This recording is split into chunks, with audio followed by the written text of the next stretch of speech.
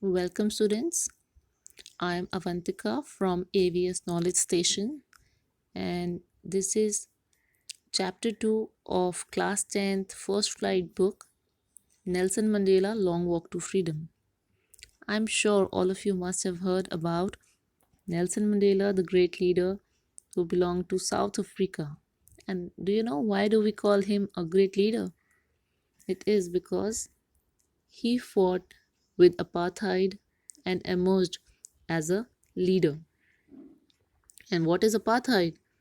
Apartheid is actually a system where we discriminate on the basis of skin color.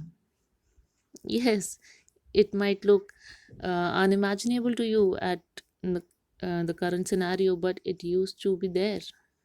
किसी के skin colour के base पे हम उसके साथ भेदभाव करते थे. And it actually started during the 90s.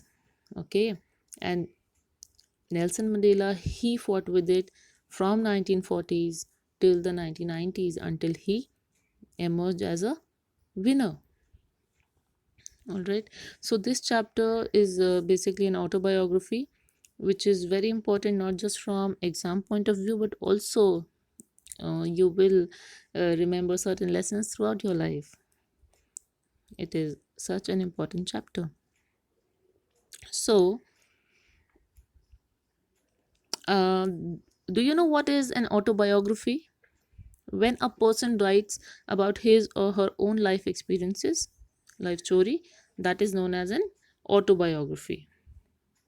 So here his autobiography is Long Walk to Freedom, which talks about a historic occasion that is known as the inauguration. Okay, what could it be? Inauguration we'll find out in this chapter as we'll study further. Okay, so over here in this blue box, it is a news report. You can say Nelson Mandela has become South Africa's first black president after more than 3 centuries of white rule. All right, so from so many years it was only the white people. White rule means the white colored people were ruling in South Africa, and it was extremely difficult for anyone to even imagine then that this could ever happen. So he formed a political party known as African National Congress, which democratically emerged as a winner in the elections of South Africa. Okay, and therefore he became the first black president. Now, the inauguration ceremony.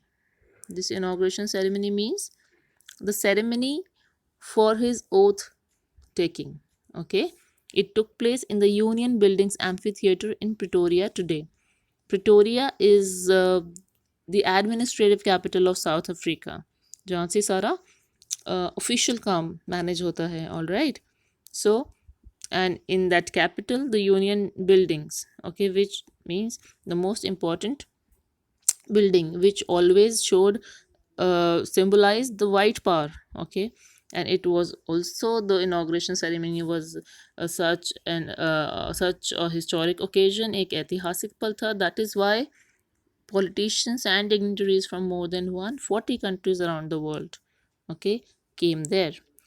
And what were his words? He said, never again will this beautiful land experience the oppression of one by another. Now, jubilant scenes on the streets of Pretoria followed the ceremony with blacks, whites, and coloreds celebrating together. It was for the first time that people of all skin color were together without any discrimination, and therefore they were celebrating. There were women, men, children of all races. Okay, all races sang and danced with joy. So it is very important because it was for the first time that it was happening in South Africa. Now, 10th May, this is the date, all right, in 1994, beta. Dawned bright and clear. Dawn means the beginning. So the day was beautiful, clear day, For the past few days, I had been pleasantly besieged by dignitaries and world leaders who were coming to pay their respects before the inauguration. So, a date was fixed, invitation was sent uh, to the leaders of various countries. So, they had already started to reach South Africa, and therefore he's saying that he was pleasantly besieged. That means he was very happy and he was welcomed by these world leaders. Okay, and why they were coming? To pay their respect before the inauguration. They were coming to greet him, to show their respect towards Nelson Mandela. The inauguration would be the largest gathering ever of international leaders on South Africa soil. Okay, never ever it has happened that such a number of leaders, dignitaries have come to South Africa. Okay, why? Because there was no equality earlier, so they were really not welcoming the rule of this discrimination and the rule of white people. Therefore, they never ever came. Now, the ceremonies took place in the lovely sandstone amphitheater formed by the Union Buildings in Pretoria. Okay, so lovely sandstone, that means it was beautifully built. For decades this had been the seat of white supremacy, and now it was the site of rainbow gathering of different colors. Rainbow gathering, okay, what it means? Rainbow gathering means that people of all skin color, irrespective of their race, irrespective of their skin color, okay, they were all coming together to witness the president's ceremony. Okay, and it was the first democratic non-racial government. On that lovely autumn day, I was accompanied by my daughter Zenani. On the podium, Mr. J. Clerk was sworn in as the second deputy president. Okay, so these are his feelings and also information that he is telling us, that it was a lovely autumn day. His daughter Zenani was with him, and podium means the stage, okay, near the dais. Mr. D. Clerk was given the post of second deputy president. Thabo Beki was sworn in as first deputy president. Okay, so uh, his turn was third, you can say. First was Mr. D. Clerk, then Mr. Thabo Beki. Okay, they were all deputy presidents. And when it was my turn, I pledged to obey and uphold the constitution and to devote myself to the well-being of republic and its people. All right, so he was a great leader, not because he accomplished the goal. No, it was his desire, heartfelt desire to maintain equality in his country, to devote himself for the people. All right, to the assembled guests and the watching world, I said, okay, these are his words. Today, all of us do by our presence here confer glory and hope to the newborn liberty. Okay, so why this word newborn? Okay, it holds some significance. Newborn, because something for the first time was born. What was it? It was liberty, freedom, and equality. All right, that is why that liberty is compared to a newborn baby. All right, out of the experience of an extraordinary human disaster that lasted too long must be born a society of which all humanity will be proud. Okay, what is the extraordinary human disaster? He's saying that discrimination, the apartheid system, is called as an extraordinary human disaster. Why human disaster?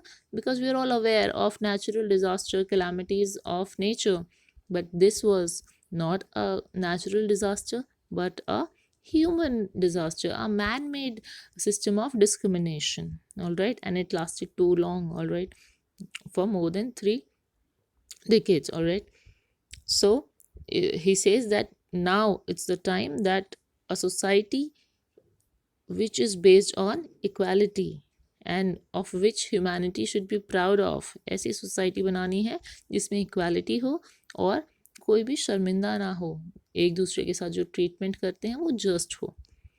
We who were outlaws not so long ago have today been given the rare privilege to be host to the nations of the world on our soil. He says outlaws, that means black people को वहाँ पे law के according कुछ भी हक नहीं मिलता था थोड़े टाइम पहले तक, और आज उन्हें ये रेयर प्रिविलेज मिला है। ऐसा प्रिविलेज सबको नहीं मिल पाता, जहाँ डिस्क्रिमिनेशन होता है नहीं होता है वहाँ भी नहीं मिल पाता है।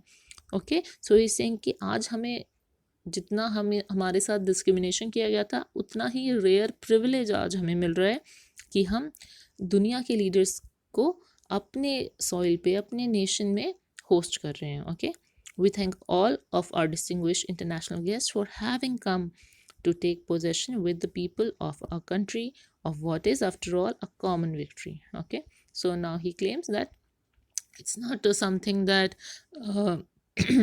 कि blacks की जीत हुई है or some particular community. He says it is actually a common victory. It is the victory of humanity, because for peace, for human dignity, this was really important. We have at last achieved a political emancipation. Okay, emancipation means freedom. We pledge ourselves to liberate all our people from the continuous bondage of poverty, deprivation, suffering, gender, and other discrimination. Okay, so he says it's not just the apartheid system, but he takes a pledge to bring out anyone who's suffering, who's in deprivation, to be good to him. Okay, that is what he says. Never, never, and never again shall it be that this beautiful land will again experience the oppression of one by another. Okay, you can see the emphasis on this word never. Okay, so he says because he as a leader has to set examples to his people, to his countrymen. Okay ऐसा ना हो कि ठीक है अब हम power में है तो अब हम वाइट्स के साथ अनजस्ट करेंगे कुछ. So that is why he said कि कभी नहीं आगे ऐसा होगा दैट हमारे इतने सुंदर कंट्री में कोई भी ऑपरेशन फेस करे, कोई एक दूसरे को नीचा दिखाए, डोमिनेट करे. The sun shall never set on so glorious a human achievement. ठीक है, आज जो ये इतना ग्लोरियस इतने इम्पॉर्टेंट ह्यूमन अचीवमेंट मिला है उस पर कभी भी सनसेट नहीं होगा. Sunset. Now this is the third page of your second chapter, Nelson Mandela Long Walk to Freedom, and it is page number 19, students. Now a few moments later we all lifted our eyes in awe as a spectacular array of South African jets, helicopters, and troop carriers rode in perfect formation over the Union's building. Now what is this? He's telling us about that particular inauguration ceremony. Okay, when he took the oath. All right, after some time he could see a beautiful formation, different formations made by the South African jets. Okay, and awe means they were pleasantly surprised. Okay, so that is why it is said lifted our eyes in awe. Okay, so all those helicopters, troop carriers, road means they were displaying, okay, with sound, and they were making different formation over the Union buildings where this procession was, this oath taking ceremony was taking place. It was not only a display of pinpoint precision and military force, but a demonstration of military's loyalty to the democracy. All right, so that display bit, it was not just कि ठीक है हम अपनी power दिखा रहे हैं, वो power display भी था, पर उसके अलावा वो दिखा रहे थे कि अब जो मिलिट्री है, जो पुलिस है, वो न्यू गवर्नमेंट के साथ लॉयल रहेगी और गवर्नमेंट के साथ साथ लोगों के साथ भी लॉयल रहेगी. ऑल राइट, क्योंकि इस चैप्टर में थ्रू आउट यही बातें होंगी कि पहले और अब में क्या डिफरेंस होगा. पहले जस्टिस नहीं था, अब जस्टिस मिलेगा. All right, only moments before the highest generals of south African defence force and police, their chests bedecked with ribbons and medals from the days gone by, saluted me and pledged their loyalty. Okay, so he's saying that those police officers जो highest generals थे defense forces के, उनकी uniforms bedecked थी. bedecked means beautifully decorated. किससे? ribbons और medals से, जो उन्हें कुछ साल पहले के काम के लिए दिए गए। कुछ साल पहले क्या काम हुआ? जो भी उन्होंने ब्लैक्स के अगेंस्ट जो रूल्स थे उनको फॉलो किया, इस वजह से उन्हें वो रिबन्स और मेडल्स मिले। ऑल राइट, पर आज वही जनरल्स, वही police is saluting and pledging their loyalty to Nelson Mandela. All right, and this particular line is very important. I was not unmindful of the fact that not so many years before they could have not have saluted but arrested me.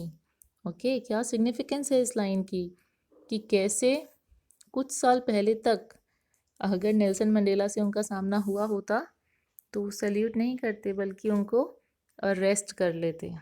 Okay, so this is they are showing that he is now at a position that has changed all the circumstances.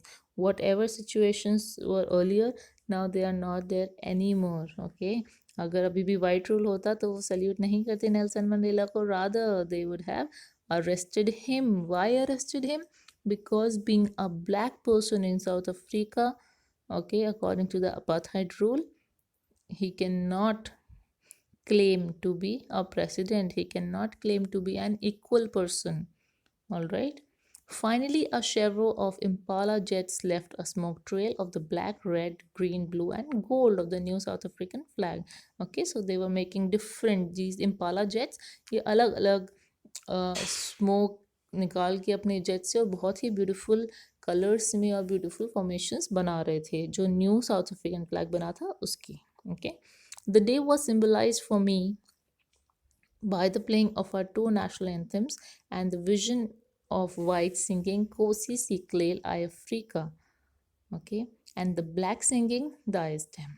ठीक है, तो उस time बेटा दो national anthems play हो रही थी। ठीक है, एक विजन ऑफ वाइट्स की और एक ब्लैक्स की, दोनों मिलकर हो रही थी। ठीक है, सो उसका जो आज सिग्निफिकेंस था वो बहुत बढ़ गया था। क्यों? क्योंकि पहले वो सिर्फ उनको बांट के और उनमें भेदभाव सिखाया जाता था, पर आज के टाइम वो दोनों एंथम्स एक साथ गाई जा रही थी, इसलिए उसका ज़्यादा इम्पोर्टेंस है। ओके, और he says although that day neither of the groups knew the lyrics of the anthem once they despised, they would soon know the words by heart. Okay, so he's saying कि आज तो बेशक उनको meaning ना पता हो, पर अभी उन्हें इक्वालिटी से जब वो जीना शुरू करेंगे तो उन्हें बाय हार्ट हो जाएगी, वो इतने लॉयल हो जाएंगे अपने कंट्री के towards. Okay, now on the day of inauguration I was overwhelmed with a sense of history। overwhelm होता है जब आप के जो इमोशंस हैं वो कंट्रोल करना थोड़ा मुश्किल हो जाता है, that is known as overwhelmed, and he became emotional, you can say। why? He's saying in the first decade of the 20th century, a few years after the bitter Anglo-Boer war and before my own birth। okay, timing क्या बता रखा है? Anglo Boer war के थोड़ा सा बाद में और नेल्सन मंडेला की बर्थ से थोड़ा सा पहले, और बता रखा है first decade of 20th century. Anglo Boer war जो था बेटा, it was actually a war which was fought in South Africa, and actually Britishers south Africa पे अपना वो डोमिनेशन इस्टेब्लिश करना चाहते थे, तो काफ़ी ज़्यादा ये जो वॉर था उससे साउथ अफ्रीका को काफ़ी हैम्पर किया था, और ये 1899 से 1902 तक चला था। ऑल राइट, तो पहले ही साउथ अफ्रीका में प्रॉब्लम्स थी ही सिंह, और उसी 1902 में वॉर ख़त्म हुआ, और उसी के थोड़ा सा बाद में ही ये वाइट स्किन लोगों ने एक ऐसा सिस्टम बना दिया रेशियल डोमिनेशन का, जिससे डार्क स्किन के लोगों के खिलाफ बहुत जुल्म हुए। Okay, he is saying the white skin people of south Africa patched up their differences and erected a system of racial domination against the dark skinned people of their own land। ठीक है, अगर हम किसी को overpower करना चाहते हैं या किसी के ऊपर अपनी सुप्रीमेसी इस्टेब्लिश करना चाहते हैं, तो कहीं ना कहीं हम अपना भला चाहते हैं, है ना। पर ये कह रहे हैं कि साउथ अफ्रीका में जो ये अपार्थाइड सिस्टम बना बेटा, ये उन्होंने अपने ही लोगों को इसमें सफ़र करवाया। ठीक है, ये जो ब्लैक्स थे ये साउथ अफ्रीका के ही लोग थे, तो ये सिस्टम बहुत ही ख़राब था, ठीक है? एक तो किसी के भी टुवर्ड्स वो ख़राब तो है ही, और फिर ऊपर से अपने ही कंट्री के लोगों के खिलाफ। Okay, so that is what he is saying. The structure they created form the basis of one of the harshest most inhumane societies the world has ever known. ठीक है, इतना हार्श और इतना इनह्यूमन क्यों कहा गया है उस अपार्थाइड सिस्टम को? क्योंकि उनको बेसिक फ्रीडम भी नहीं था।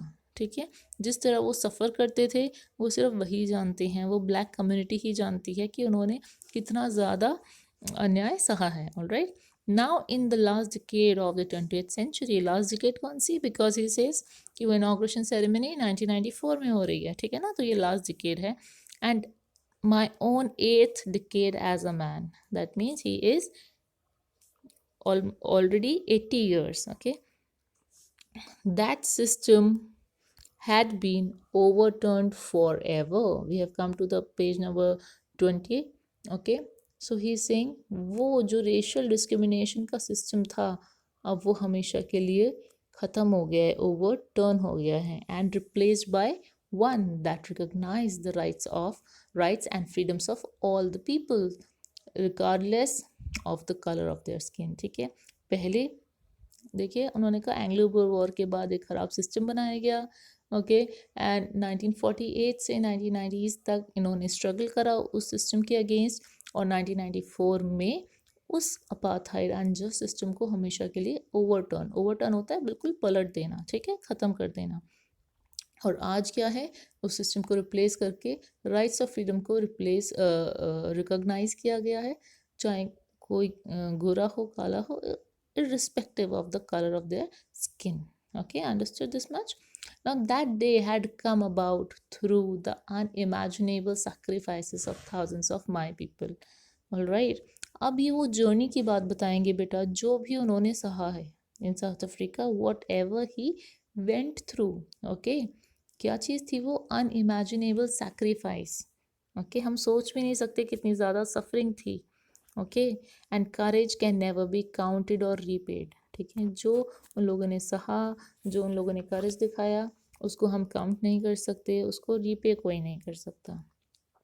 I felt that day, as I have on so many other days, that I was simply the sum of all those African patriots who had gone before me. Okay, he becomes overwhelmed with emotions, ठीक है, and he's saying कि उन लोगों का जो African patriots थे, ठीक है, जो उनके सामने ही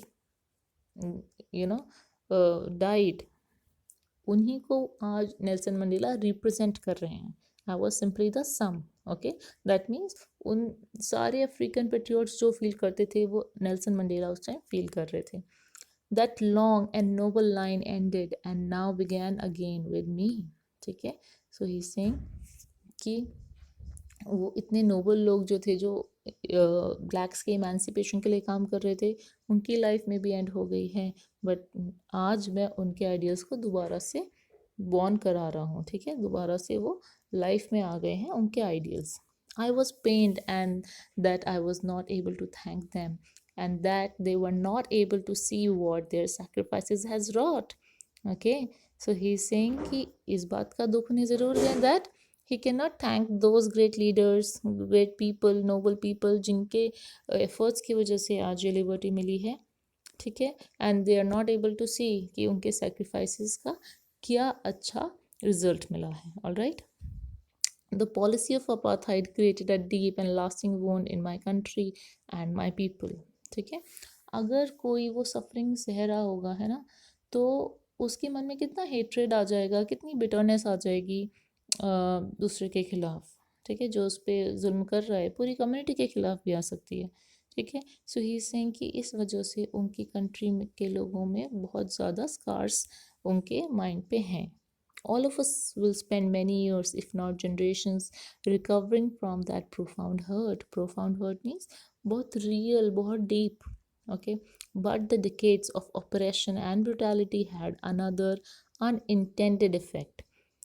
That was, it produced the Oliver Tambos, the Walter Cecilis, the Chief Litholis, the Yusuf Dadus, the Bram Fishers, the Robert Subokus of our time। ठीक है, ये सारे लोग कौन हैं? ओके, आपको पिक्चर भी दी हुई है। ये सब कौन है? ये एक्स्ट्राऑर्डिनरी पर्सनालिटीज़ हैं, एक्स्ट्राऑर्डिनरी करेज के लोग हैं। ओके, देखिए। Okay, these are some prominent names जिनका बहुत ज़्यादा कंट्रीब्यूशन रहा है against apartheid. So he is saying कि ये जो अन्याय हुआ उसकी वजह से एक अच्छी चीज़ ये हुई कि हमें इतने अच्छे कैलिबर के इतने फाइन पर्सनालिटीज़ मिली। नाउ पेज 21, ठीक है। People of courage, wisdom, generosity that their like may never be known again. ठीक है, ये जो लीडर्स हैं उनको इन्होंने कहा है कि उनमें किसी और के साथ कंपेयर ही नहीं हो सकता, इतना ज़्यादा करेज, इतना ज़्यादा विजडम। विजडम क्या होता है? Knowledge, sense. Okay, and generosity, generosity क्या होती है बेटा? The ability to give.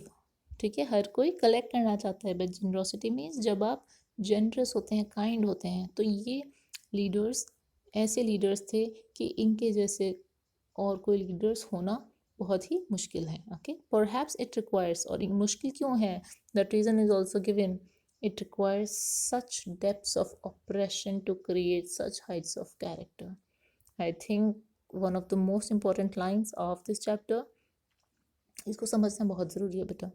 Okay, what he saying कि ऐसे लोग दोबारा क्यों नहीं होंगे? क्योंकि इतने रिफाइंड कैरेक्टर को बनने के लिए बहुत ज़्यादा ऑपरेशन को समझना इम्पोर्टेंट है। ठीक है, अगर किसी इंसान ने ऑपरेशन झेला होगा, ठीक है, सफरिंग, अन्याय झेला हुआ है, तो वो क्या चाहेगा कि मैं भी कल को इसके साथ ऐसा ही करूं? नहीं ना, वो ये चाहेगा कि जैसा मैं सफ़र कर रहा हूँ कभी भी कोई भी एक भी इंसान ऐसा सफ़र ना करे। Okay, and then when you have that feeling, then your character gets refined. आप एक मेच्योर पर्सन बनते हैं, आप एक रिफाइंड पर्सन बनते हैं। ओके, कब बनते हैं? जब आप रिवेंज नहीं लेते, बदला नहीं लेते, रादर यू आइडेंटिफाई कि हाँ, ये सफरिंग, इतनी ज़्यादा सफरिंग किसी के साथ नहीं होनी चाहिए। ओके, और क्योंकि उन लीडर्स ने बहुत ज़्यादा सफरिंग झेली, बहुत ज़्यादा अन्याय झेला during apartheid, that is Y their character is incomparable and Heights of character, that means इतना ज़्यादा ऊंचा कद है उनका। All right, my country is rich in the minerals and gems that lie beneath its soil, but I have always known that its greatest wealth is its people, finer and truer than the purest diamonds. ठीक है, आप देखिए उनका belief है अपने लोगों में, in his countrymen, that he says that the people have always been very good, kind hearted, बस उनको वो सिस्टम ने गलत करना सिखाया था। All right, and he says कि सॉइल रिसोर्सेज अलग चीज़ें हैं, बट रियल वेल्थ क्या है कंट्री की? The people. ठीक है, ग्रेटेस्ट वेल्थ है इट्स पीपल। फाइन, वो ज़्यादा से प्योर डायमंड से भी बेटर हैं। कौन? लोग। Okay, because it is up to the human beings to utilize the resource in a good manner और इन अ नेगेटिव मैनर। ठीक है, it is from these comrades in the struggle that I learned the meaning of courage. Okay, अभी भी वो उन्हीं leaders को अपना श्रेय दे रहे हैं। ही सिंह कि इन लोगों से ही और इनके जैसे दूसरे लोगों से ही इन्होंने सीखा, नेल्सन मंडेला ने सीखा कि करेज क्या होता है। Time and again I have seen man and women risk and give their life for an idea. He saying कि मैंने देखा है ऐसे भी लोग होते हैं जो एक थॉट के लिए, एक थिंकिंग प्रोसेस या उनके आइडियल्स के लिए अपना लाइफ भी दे देते हैं। I have seen man stand up to attacks and torture without breaking, showing a strength and resilience that defies the imagination. ठीक है, तो उन्होंने ऐसा भी टाइम देखा हुआ है जब लोगों को बहुत ज़्यादा इनह्यूमन ट्रीट किया जा रहा था, मारा जा रहा था, पर वो लोग रेजिलियंस दिखाते थे। वो ये नहीं दिखाते थे कि हमें दर्द हो रहा है, नहीं, वो स्ट्रेंथ दिखाते थे। जितना उनको मारा जाता था, वो जितना सफ़र कराया जाता था, वो और ज़्यादा स्ट्रॉन्ग बनते थे। ओके। सो ही सेइंग कि ऐसा रेजिलियंस वो दिखाते थे, इतना ज़्यादा वो रेजिस्टेंस दिखाते थे उस टॉर्चर के अगेंस्ट कि कोई सोच भी नहीं सकता कि हमारी इमेजिनेशन को भी धोखा दे जाए, इतनी ज़्यादा स्ट्रेंथ थी उन लोगों में। I learn that courage was not the absence of fear, again an important line.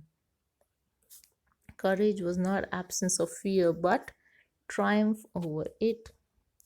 Fear क्या होता है कि आपको कोई ऐसा काम ही ना करना पड़े कि जिससे आपको डर लगे। नो, फियर मीन्स जब आपको जिस काम से डर लगता है आप उस काम को ज़रूर करें और फिर आप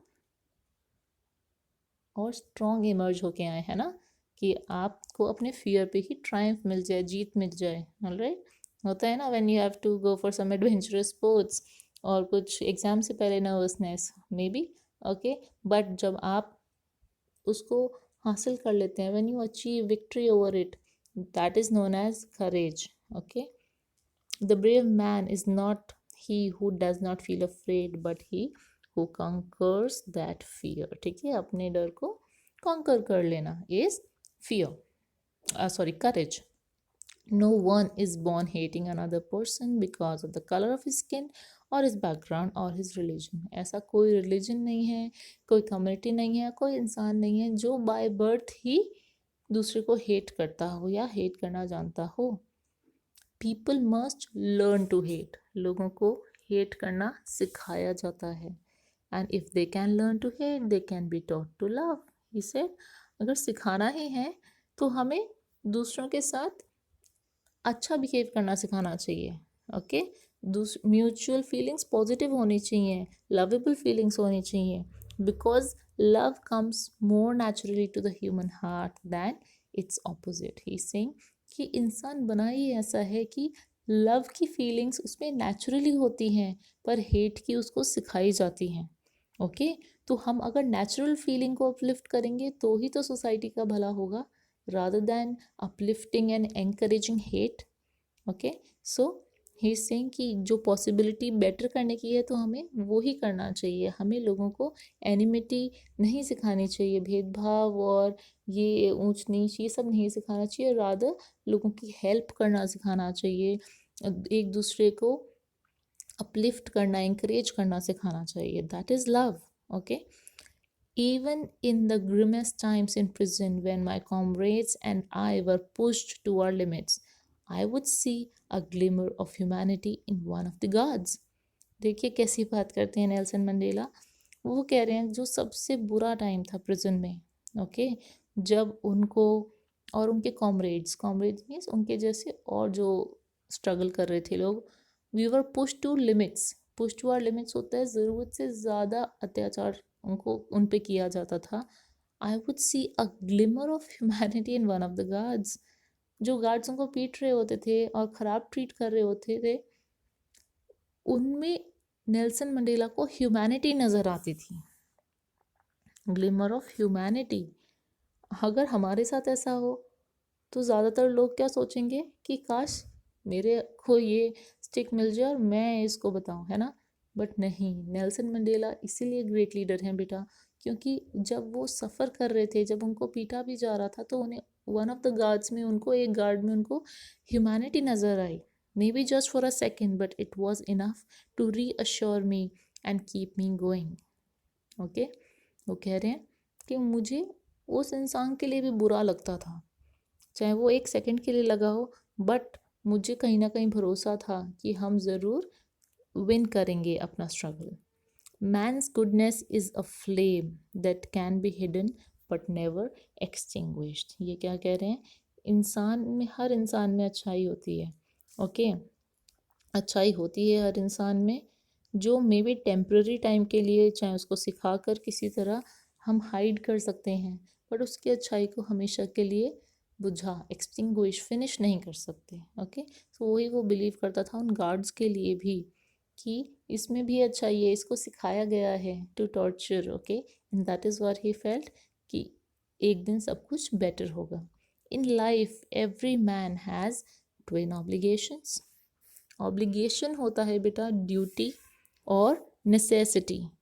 ऑब्लिगेशन कि आपकी ड्यूटी है, यू आर ऑब्लाइज्ड, आपको वो चीज़ करनी ही है। Okay, so he is telling us that हर इंसान की whosoever is born, okay, has twin obligation, दो ड्यूटी तो उसकी हमेशा होती हैं। एक ड्यूटी होती है to his family, parents, wife, okay, children, ठीक है, ये फर्स्ट टाइप की ड्यूटी है जो आपकी पर्सनल लाइफ में आपकी ड्यूटीज़ हैं, सबके लिए कुछ अरेंजमेंट्स करना, सबका वेलबींग देखना, उनकी हेल्प करना, ये है first obligation. And he has an obligation, ये सेकेंड ऑब्लिगेशन बता रहे हैं, to his people, his community, his country. ठीक है, हर इंसान पर्सनली तो चलो फिर भी ज़्यादा लोग करते होंगे, बट जो सेकेंड ऑब्लिगेशन है वो भी बहुत ज़्यादा इम्पोर्टेंट है। All right, and what is that obligation? To serve your community, your nation in any form. ठीक है, so that is the twin obligations that he talks about and which are also equally important. Now he says, in a civil and humane society, okay, एक civil society में जहाँ rules माने जाते हैं, humane society में जहाँ human emotions को माना जाता है, each man is able to fulfil those obligations according to his own inclinations and abilities. ठीक है, ये कह रहे हैं जहाँ पे कोई भेदभाव नहीं हो रहा, सब कुछ ठीक है, वहाँ पे हर इंसान इन ऑब्लिगेशंस को फुलफिल करता है according to his own wishes. कोई कम, कोई ज़्यादा, कोई रिच पुअर के हिसाब से दे still they fulfill these obligations. But in a country like South Africa, it was almost impossible for a man of my birth and color to fulfill both of these obligations. ये कह रहे हैं दूसरी countries में, दूसरी जगह पर लोग करते होंगे तो इन obligations, अपनी ड्यूटीज़ को फुलफिल, बट अगर कोई साउथ अफ्रीका में होता था और वो ब्लैक होता था, माई बर्थ मीन्स वो मेरी स्किन कलर और मेरी कम्युनिटी में पैदा होता था, तो ये ऑब्लिगेशन पूरा कर पाना वो इम्पॉसिबल था। ठीक है, क्यों था हमें सबको पता है, because of the apartheid system. In South Africa a man of colour who attempted to live as a human being was punished and isolated. क्या होता था उसके साथ? उसको पनिश किया जाता था एंड आइसोलेट किया जाता था। कब किया जाता था? If he try to live as a human being, अगर वो ह्यूमन बीइंग जैसा जीना चाहता था तो उसको पनिश किया जाता था। In South Africa, a man who tried to fulfill his duty to his people was inevitably ripped from his family, his home, and was forced to live a life apart, a twilight existence of secrecy and rebellion. अगर कोई भी कोशिश करता था कि वो अपनी family के टूवर्ड्स ऑब्लिगेशन फुलफिल करे तो उसको उसकी फैमिली से ही दूर कर दिया जाता था, उसके घर से, और उसको फोर्स किया जाता था आइसोलेशन में रहो, अलग रहो। ठीक है, और ऐसी life, a twilight existence, twilight existence means एक तरह की लाइफ नहीं थी। कभी आपको सीक्रेटली काम करने पड़ते थे और कभी रिबेलियन करना पड़ता था, जो साउथ अफ्रीकन वाइट रूल था उसके खिलाफ रिबेलियन करना पड़ता था।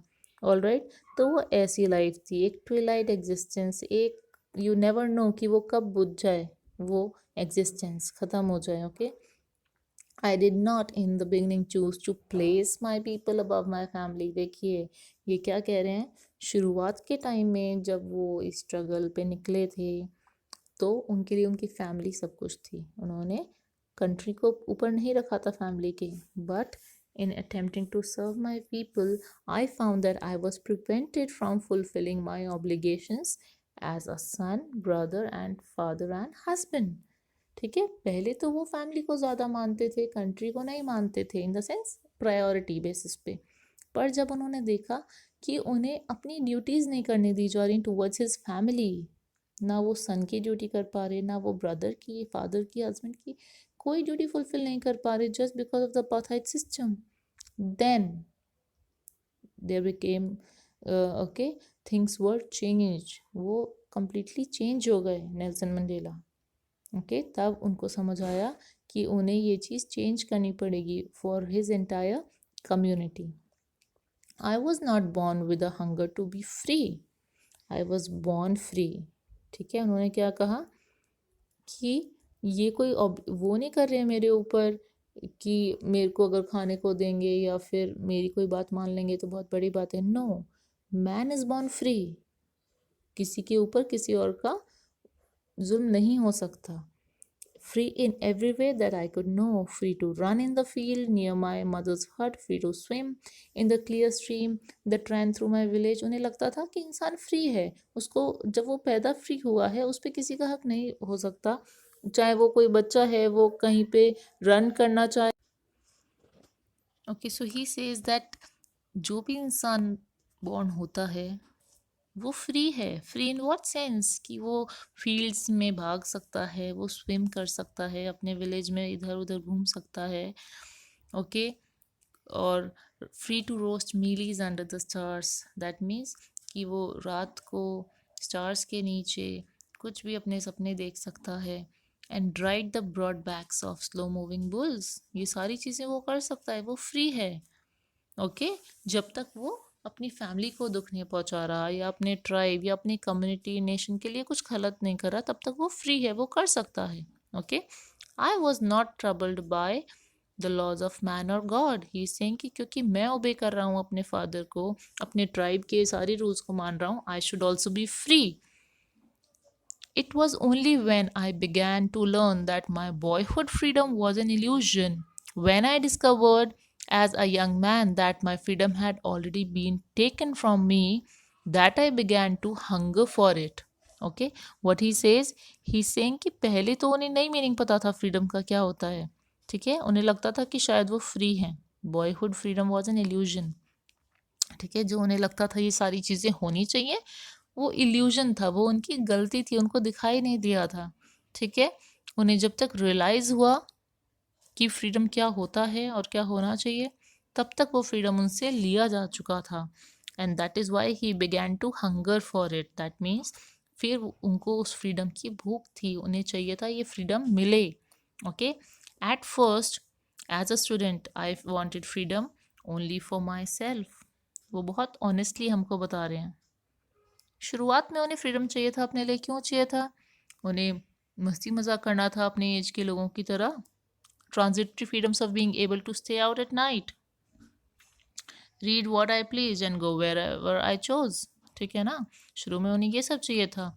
Later as a young man in Johannesburg, I yearned for the basic and honorable freedoms of achieving my potential. ठीक है, फिर उनका जो फ्रीडम का नोशन था वो थोड़ा चेंज होके ही वांटेड कि मैं अच्छा जॉब लूँ, अच्छी अर्निंग करूँ, मैरी करूँ और एक फैमिली स्टार्ट करूँ। ठीक है, जो भी लॉज के अकॉर्डिंग होना चाहिए, वो पर्सनल फ्रीडम उनको चाहिए था शुरुआत में। Okay, but then I slowly saw that not only was I not free, but my brothers and sisters were not free. ठीक है, तो ये रियलाइजेशन जब उन्हें हुआ बेटा कि जो वो चाह रहे थे वो नहीं कर पा रहे थे, बट सिर्फ वो अकेले नहीं थे, he was not the only one who was unable to do all those things. My brothers and sisters were not free, उनके जैसे कम्युनिटी के दूसरे लोग भी फ्री नहीं थे।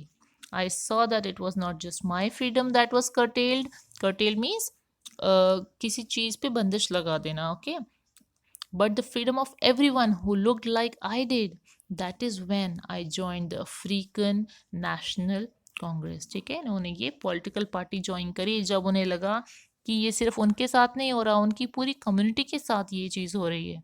ओके, और वो टाइम था जब when the hunger for my own freedom became the greater hunger for the freedom of my community, okay, of my people। ठीक है, तब उन्हें समझ आया कि ये जो फ्रीडम है ये सिर्फ मुझे नहीं चाहिए, मुझसे पहले मेरी कम्युनिटी को मिलना चाहिए। Okay, it was this desire for the freedom of my people to live their life with dignity and self respect that animated my life. ठीक है, वो बता रहे हैं बार बार, जब उन्हें लगा कि डिज़ायर ऑफ फ्रीडम उसकी पूरी कम्युनिटी के लिए, कि वो डिग्निटी से सेल्फ रिस्पेक्ट से रहें। ठीक है, पूरी कम्युनिटी को ये चीज़ मिलनी चाहिए, फिर उनका ये एम बन गया बेटा। And that changed his life, animated means change his life. और इस डिज़ायर ने, किस डिज़ायर ने, उनकी कम्युनिटी के लिए फ्रीडम और इक्वालिटी के डिज़ायर ने उनको ट्रांसफॉर्म किया from a frightened young man into a bold one. वो ऑर्डिनरी बॉय थे पहले, पर जब उन्हें ये रियलाइजेशन हुआ तब वो बोल्ड बने, ठीक है। That drove a law abiding attorney to become a criminal, ठीक है। वो एक क्रिमिनल बन गए। क्रिमिनल किसके लिए? वाइट्स के लिए, वाइट लीडर्स के लिए, क्योंकि अपार्थाइड में ब्लैक्स को कोई राइट नहीं थे। Alright, so according to the white rule he became a criminal that turned a family loving husband into a man without a home, that forced a life loving man to live like a monk. Okay, पहले उनको attachment था चीज़ों से, अपनी family से, पर जब उन्हें ये रियलाइजेशन हुआ अपनी कम्युनिटी के फ्रीडम के लिए, then he started to live like a monk. Monk does not mean कि वो किसी ट्री के पास चले गए, no, it means that he dropped all his aspirations. उन्होंने अपने लिए कुछ भी अचीव करना छोड़ दिया, बट हिज मोटिव बिकेम कि मैं अपनी कम्युनिटी के लिए अचीव करूं जो भी करूं। Okay, and he says I am no more virtuous or sacrificing than the next man, but I found that I could not even enjoy the poor and limited freedoms I was allowed when I knew my people were not free. So he says कि अगर मुझे देंगे भी तो भी मैं वो enjoy नहीं कर पाऊंगा जब तक मुझे पता है that my community people are not free, are not having equality. Freedom is indivisible. The chains on any one of my people were the chains on all of them, the chains on all of my people were the chains on me. Okay, तो उन्होंने कहा कि freedom को आप define नहीं कर सकते, divide नहीं कर सकते। अगर किसी एक पर भी चेन है on the basis of skin colour, तो वो सबके लिए हैं, वो चेंज कभी ना कभी उनको भी सहना पड़ेगा। और अगर उन पे जुल्म हो रहे हैं तो वो मेरे पर भी जुल्म हो रहे हैं, मेरे लिए भी वो चेन है। That is why he can not enjoy freedom given to only to him. I knew that the oppressor must be liberated just surely as the oppressed. Another beautiful line, beta. He says, a man who takes away another man's freedom is a prisoner of hatred. He is locked behind the bars of prejudice and narrow mindedness. क्या कह रहे हैं ये कह रहे हैं कि एक इंसान जो दूसरे के ऊपर जुल्म करता है, ठीक है, दूसरे को मारता है या दूसरे का फ्रीडम ले लेता है, वो इंसान के लिए भी नेल्सन मंडेला को दया आती थी, ठीक है।